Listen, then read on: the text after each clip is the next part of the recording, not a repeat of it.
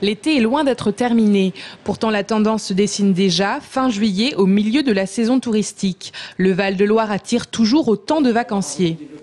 On est dans les clous de la saison 2009 avec des chiffres qui sont, en fonction des prestataires, soit très légèrement en trait, soit très légèrement en progression.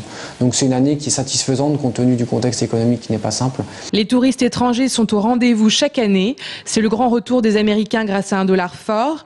Les Britanniques, quant à eux, restent discrets. Et une nouvelle clientèle venue des Antipodes a choisi de séjourner dans la région, les Australiens. Et c'est la vie de château qui les attire. C'est un phénomène qui pour nous remonte à 2 ou 3 années déjà, mais on est toujours étonné que pour un pays qui est d'abord aussi loin, qui compte si peu d'habitants pour un aussi grand territoire, on est étonné de voir que chaque soir on a 2 ou 3 chambres d'Australiens. Ce couple d'Australiens ne passera que quelques nuits au château, le temps d'apprécier la beauté de la région et de s'imprégner de la culture française.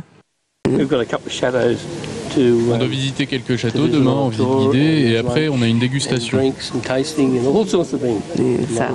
va être une belle journée. D'autres Australiens ont décidé de visiter le Val-de-Loire à vélo, un loisir simple et authentique qui leur permet d'être au plus près de la vie de la région. What we found was there's lots of little stores to stop at and little restaurants and cafes to eat at. Il y a plein de petites boutiques où s'arrêter, des restaurants, des cafés. En faisant du vélo, on peut s'arrêter facilement, rencontrer plein de gens. C'est vraiment agréable.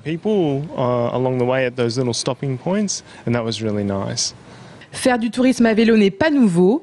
Au centre de Tours, la boutique Détour propose des locations de vélos depuis maintenant 17 ans et a vu défiler un grand nombre d'Australiens.